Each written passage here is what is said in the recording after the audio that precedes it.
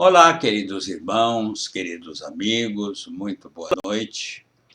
Dando prosseguimento aos estudos que vimos fazendo do Evangelho segundo o Espiritismo, ou seja, o Evangelho do Cristo à luz da doutrina espírita, nós vamos encontrar no capítulo 15 aquela célebre frase de Jesus quando disse: fora da caridade não há salvação. Muitas vezes encontramos passagens vividas por Jesus, parábolas suas, exemplos dados por ele, onde a caridade fez parte, tomou parte, como a parte principal daquela ação. Então, nós vamos encontrar as curas realizadas aos cegos, aos leprosos, aos paralíticos, às pessoas necessitadas que o procuraram. Podemos atribuir a cada uma dessas ações a caridade legítima realizada em favor de alguém. Em todas essas ocasiões, não conseguimos separar o sentido do amor ao próximo como a si mesmo, como nos recomenda a lei divina, corroborada por Jesus, quando sintetizou: amai a Deus sobre todas as coisas, este o primeiro mandamento. O segundo, ao próximo como a ti mesmo. Nisto se resume, disse ele, toda a lei e todos os profetas. Então, esta palavra caridade vem acompanhando a humanidade antes de Jesus, durante Jesus e depois dele. Estamos ainda hoje buscando o verdadeiro sentido do que seja a caridade que podemos e devemos praticar em relação aos nossos semelhantes, amando-os como desejaríamos ser amados, respeitando-os como gostaríamos e gostamos de ser respeitados. Então, a doutrina espírita nos ensina, com base no Evangelho, que a caridade, a verdadeira caridade, a caridade pura, ela envolve, abrange todas as nossas relações com os nossos semelhantes, todas as nossas ações. Isto nos dá uma dimensão de que a caridade conhecida e usada por muitos, da doação de valores, de moedas, de algo material, é o símbolo, é o resultado de uma caridade que se faz a outrem. Mas, na verdade, todas as nossas ações deverão estar impregnadas desse sentimento de caridade em que situação for. E, evidentemente, que no dia a dia nós vivenciamos várias situações, começando na própria família, onde a nossa caridade, a nossa capacidade de exercitá-la, deve se apresentar.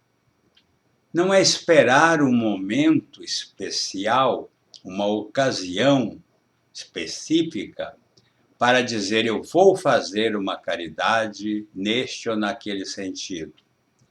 E sim, tê-la presente até nas nossas palavras. E por que não? Até nos nossos pensamentos. Porque quando pensamos em favor de outrem, em favor de uma criatura, se o nosso pensamento for bom, positivo, vibrando energias construtivas, gratas, de louvor, de reconhecimento àquela criatura em quem estamos pensando, evidentemente que nós estamos exercitando a caridade para com ela. O contrário também acontece.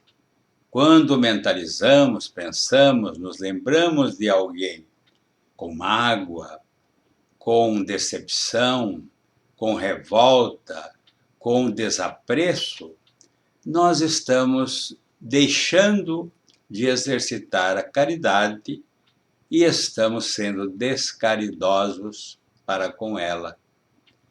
Então, se formos vivenciar a caridade na sua multiplicidade de aspectos, nós vamos encontrar N oportunidades num só dia de exercermos a caridade sem ter que manifestar sempre aquele costume de pensar que a caridade se resume na esmola, se resume na doação, se resume na oferta que fazemos em favor de alguém no sentido material, que também tem o seu valor, sem dúvida alguma, mas não é dessa caridade que Jesus falava, ensinava e exemplificava. E o Espiritismo, revivendo o cristianismo primitivo, vem nos lembrar esta obrigação, este convite para que sejamos caridosos, porque a caridade representa o antídoto do egoísmo. É quando a criatura deixa de pensar em si, de agir por si, e passa a agir, a pensar e agir em favor de outros.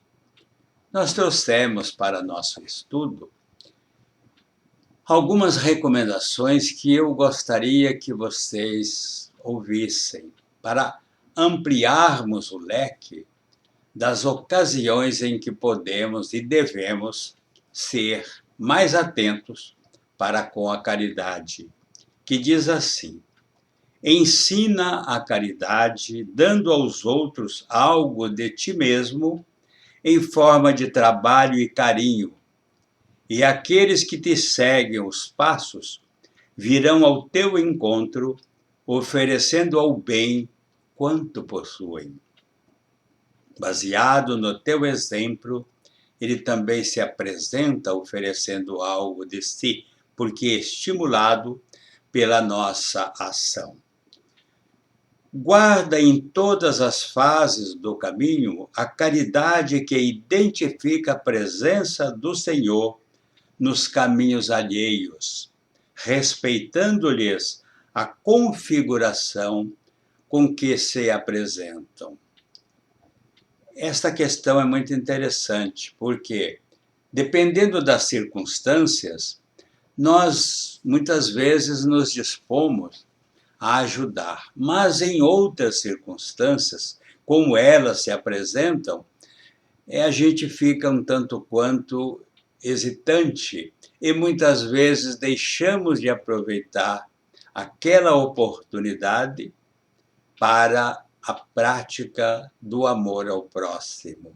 Isso acontece no nosso dia a dia, quando deixamos de socorrer alguém, quando ignoramos a solicitação de alguém, quando negamos uma informação a alguém, quando nos excusamos a ajudar alguém que nos solicita alguma espécie de ajuda. Enfim, vamos fazendo uma análise do nosso procedimento, das nossas atitudes, e veremos que, muitas vezes, as circunstâncias não é que elas nos impeçam, mas, dada a nossa mania de nos precavermos, hesitantes que somos, acabamos deixando de praticar uma caridade, seja ela qual for, naquele sentido, perdendo assim uma grande oportunidade. Recorda o mestre dos mestres e não ouvides que a caridade, sem humildade e renúncia, é quase sempre uma flor ressequida que o espinheiro da vaidade cobre e consome. Então, a ostentação não saiba a vossa mão esquerda o que fez a vossa mão direita. É uma outra mensagem, um outro ensino do Cristo. Então, esta vaidade que muitas vezes nos invade, os procedimentos, mesclam a legitimidade da caridade que poderíamos estar ali realizando. Então, há recomendações nesse sentido para que nos abstenhamos da exibição daquilo que fazemos, que não façamos com a intenção de sermos vistos pelos homens, como nos fala o Evangelho. Seguindo, atendamos à caridade que suprime a penúria do corpo, mas não menosprezemos o socorro às necessidades da alma. As necessidades da alma que podemos atender, que podemos ajudar, que podemos servir, orientar, conduzir, quando esta situação se torna necessária. Divulguemos a luz da doutrina espírita, auxiliemos o próximo a discernir e pensar. Na atualidade, nós temos assistido uma certa desorientação nessa questão da religião. Parece que as pessoas perderam o endereço de Deus e a doutrina espírita vem nos recordar o nosso compromisso com a divindade superior. Vem nos dizer que somos filhos de Deus, que viemos, que estamos e que iremos nas sucessivas reencarnações. Vem nos lembrar que a lei nos propõe que a semeadura é livre, mas que a colheita é obrigatória, naquele ensino da ação e reação.